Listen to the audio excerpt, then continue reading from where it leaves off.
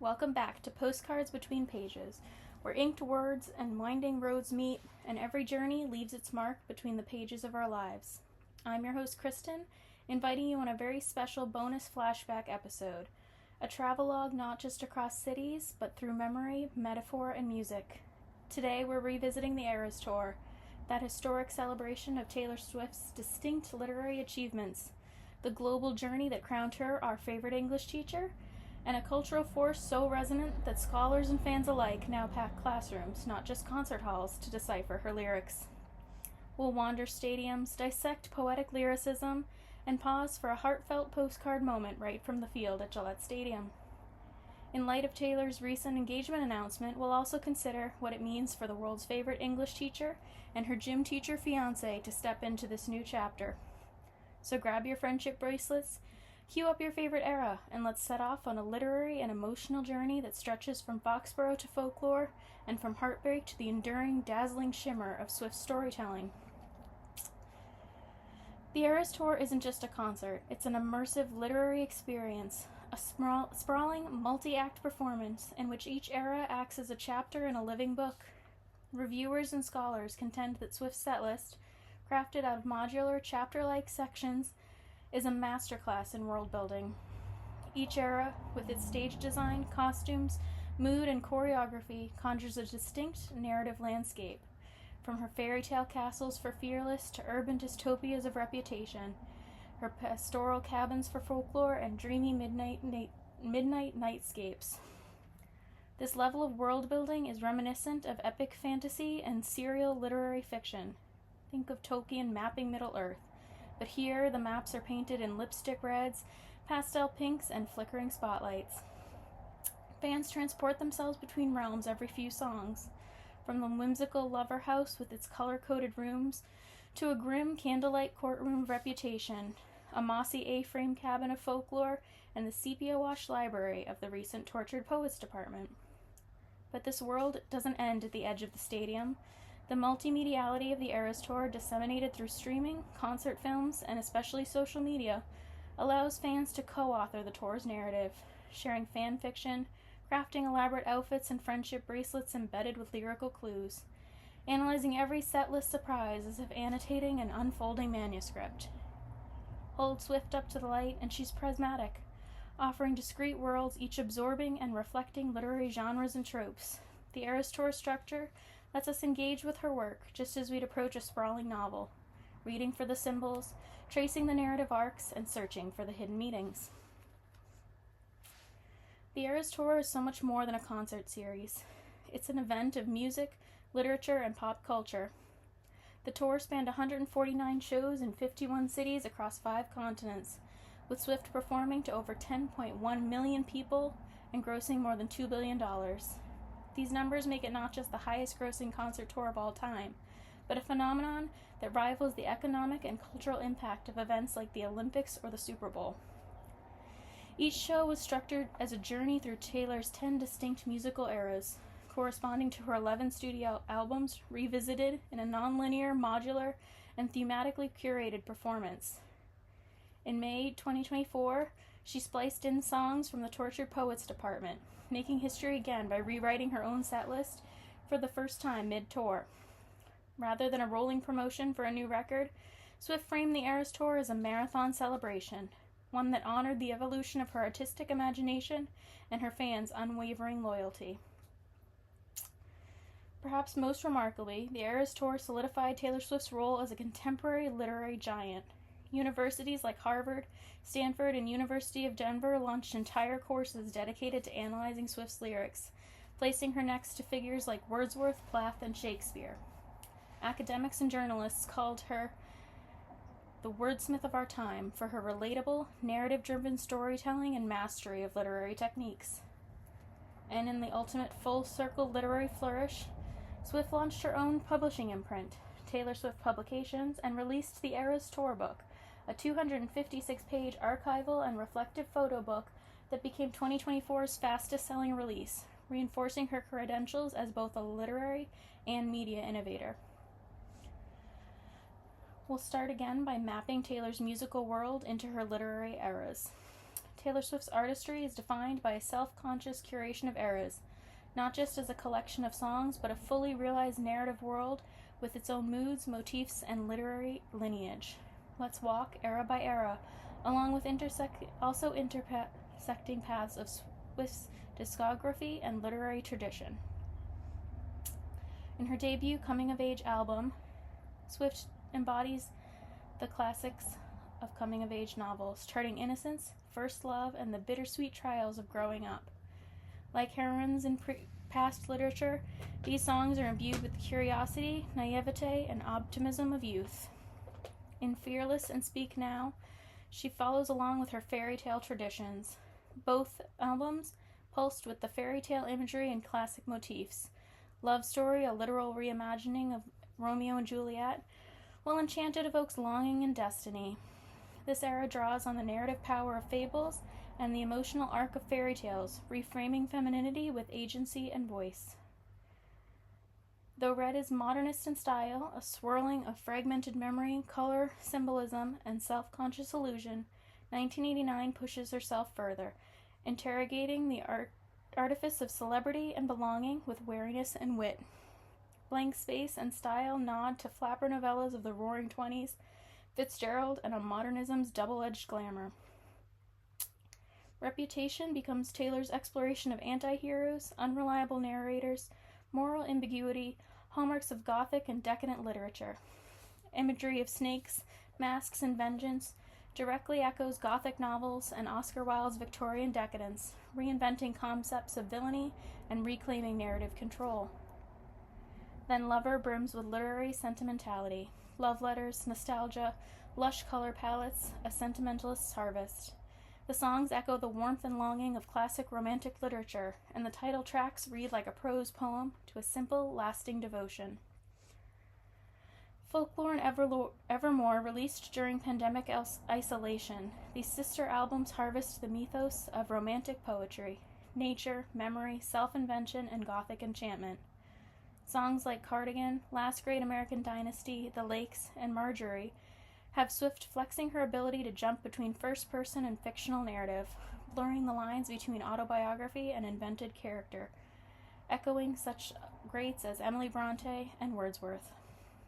In Midnights, Swift slips into the modern confessional mode, channeling Plathian vulnerability and Gothic anxieties about celebrity, secrets, and shame. Antihero and Maroon probe the blurry precipice of persona and truth, dream and wake, in language rich with metaphor and psychological depth. And finally, her latest, The Tortured Poets Department, has Swift overlay nods to literary greats, name-checking Clara Bow, referencing John Keats, Dickinson, and Oscar Wilde, both in lyric and title. The album explores themes of authorship, emotional labor, and storytelling as a survival mechanism, all while subverting the expectations laid out in her own previous work.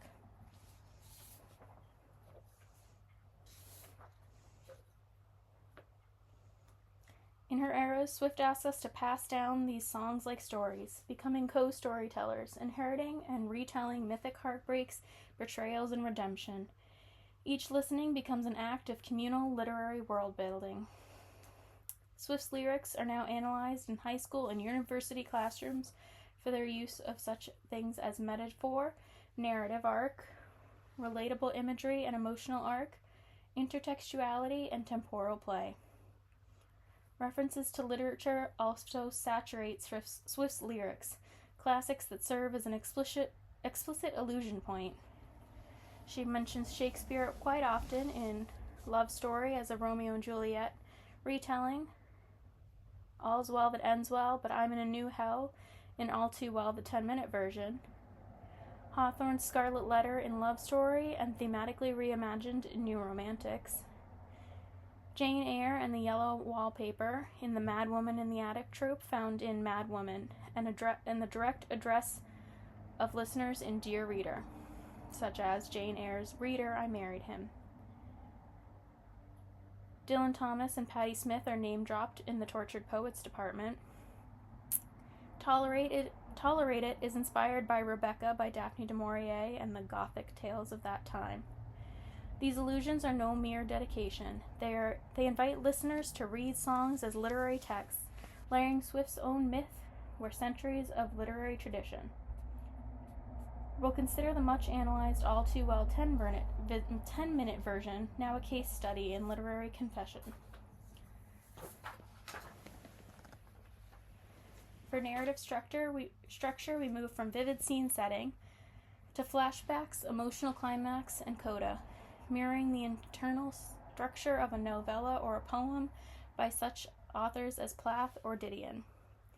There are literary devices of symbolism, metaphor, motif, personification, and hyperbole, and the intertextuality is direct nod to Shakespeare and American lyric confessionalists. Her crumpled up piece of paper doubles her both as author and discarded manuscript.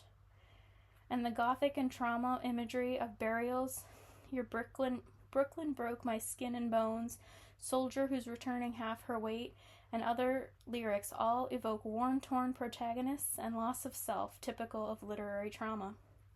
It's no wonder this song is subject to academic close readings and ranked as one of the greatest modern pop songs. It exemplifies Swift's ability to write at the intersection of story, symbol, vulnerability, and self-mythology. A literary accomplishment for popular music. The archetype of Swift as a beloved English teacher, reinforced by her own winking self-description upon her 2025 engagement, is now part of global cultural shorthand. This image ripples out of Swift's penchant for allusion, literary reference, and the kind of analytic self-awareness that's the hallmark of great pedagogy. Fans and critics alike have long described her as embodying English teacher energy, someone whose lyrics are annotated, whose Easter eggs, re-recordings, and real-life dramas are studied almost like texts themselves. In her roles of artist and interpreter, each album invites listeners to critique dialogue, challenge them and her to reread, reinterpret, and find meaning between the lines. Swift's work has also inspired literature in current days, such as fan fiction, academic writing, and cultural commentary. The literary sensibility of Swift's lyrics has ignited a boom in Swift-inspired fan fiction. Fan writers not only craft album fics inspired by narrative arcs, especially after folklore, but regularly use Swift songs, titles, metaphors, and motifs as story titles and thematic guides. The result is a recursive creation of literary worlds. Swift writes songs like stories, so fans write stories like songs. Her work is now studied in English literature, cultural studies, and gender studies courses, from the University of Delaware's Taylor Swift as Literature to special issues in musicology and journals, seeking articles in the poetic and narrative language of her lyrics.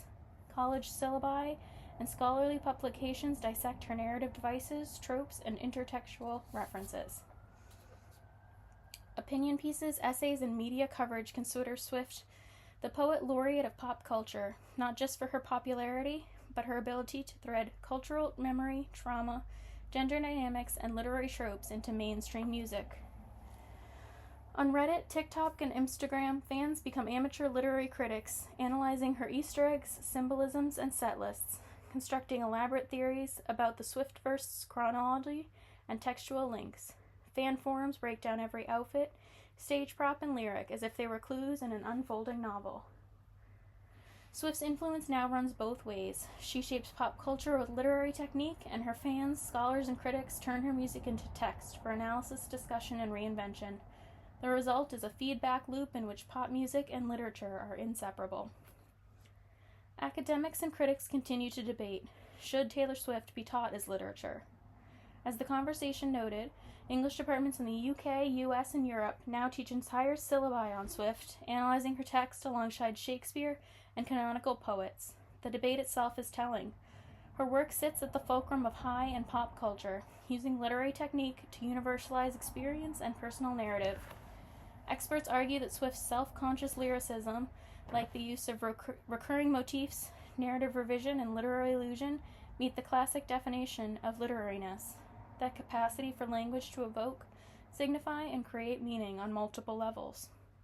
Her songs, like great literature, ever shift in meaning, inviting close reading, bringing forth new connections with every read, and her ability to revise herself and her work across eras is, as one scholar put it, nothing less than the authorial revisionism at the heart of literary tradition.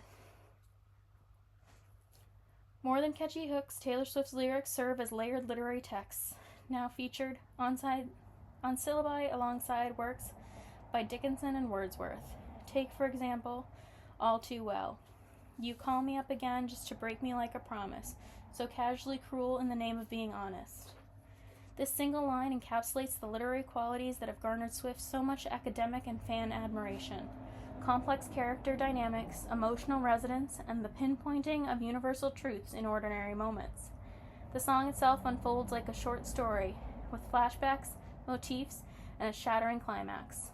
Other songs, such as The Last Great American Dynasty, function as a biographical narrative, blending fact and fiction, shifting timelines, and intertwining histories in the manner of literary nonfiction. Cardigan offers a masterclass in symbolism and motif, the repeated image of a beloved, worn sweater as both comfort and memory, loss and return.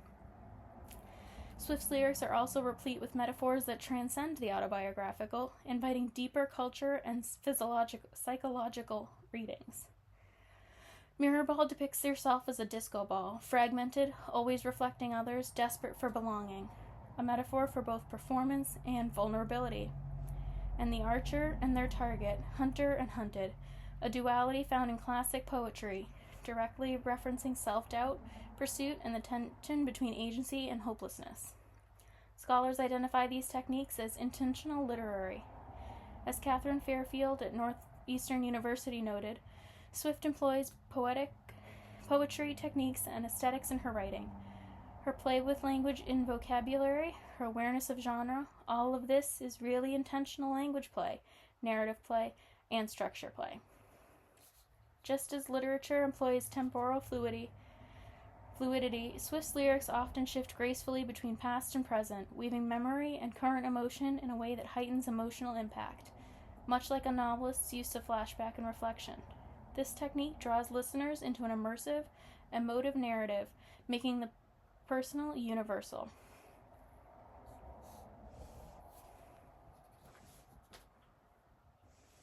Music psychologists have studied why Swift's lyrics resonate so deeply, with evidence pointing to her thematic focus on universal emotions of loss, love, longing, and self-searching. Her openness about trauma, relational complexities, and creative anxiety gives listeners, especially young women, permission to process their own experiences. In the end, Taylor Swift's lyrics make us think, feel, and question precisely what all great literature is called to do. Picture yourself among tens of thousands, the hum of anticipation in the air. The stadium is already legendary for rattling with energy, but tonight the skies themselves decide to be part of the spectacle. A scene from a modern epic. Last night, we all danced together in the rain for the entire 3.5-hour show in Foxy Foxborough, Mass. We've had rain shows at Gillette Stadium before, but this was a full-on deluge that never let up. I want to thank that iconic crowd. Love you so much, you have no idea, was how Swift's Instagram post after her Gillette shows went. The rain was relentless, a force that could have dampened, even truncated, a mere concert. But here it animates the mythology. Fearless becomes literal, not just thematic. Swift and her fans are soaked, wild, and in her words, the happiest I've ever been in my life. Ponchos and friendship bracelets clink as fans trade stories over puddled concrete, and the music roars through every drop. The guitar strings reverberate, perhaps a little looser with water. Swift quips about the iconic crowd, and after a rain-damaged piano, pivots to an intimate double acoustic set. The set list becomes a travelogue through memory. From the confessional flashbacks of Red to the gothic grandeur of Reputation, the tender domesticity of Folklore, and the thunderous pop of Midnights, each act is separated not just by costume or lighting, but by the emotional geography of Swift's evolving narrative period. The soaked crowd huddles in shared anticipation. The ritual is palpable. No one knows exactly what will happen, and the unique performance gives each audience a sense of being part of an inimitable living text. As the first chords ring out, the line between artist and audience blurs. Swift becomes, for just a moment, not just a performer, but a co-conspirator, a narrator, a literary friend. In literary terms, the story is theirs to inhabit, to interpret, to live.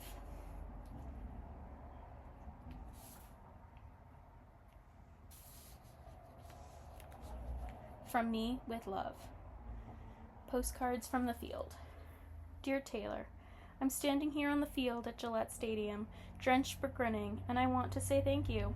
For 3.5 hours, as the rain poured down, you turned this wide, echoing place into a living novel, a space where heartbreak, hope, anger, and wild joy swirled together until every song felt not just yours, but ours. The crowd sang so loudly I could actually hear their voices reverberating through my shoes. I saw parents and friends and strangers weaving courage into each lyrics. Thank you for creating the best music and for helping so many people see themselves as both the hero and the author of their own story. For teaching us that it's okay to be vulnerable, to analyze every line, to love fiercely, and to survive the storm, literally and figuratively. You really are our favorite English teacher. I am forever grateful for the music and the meaning you've sent between the pages of my own life. With endless thanks.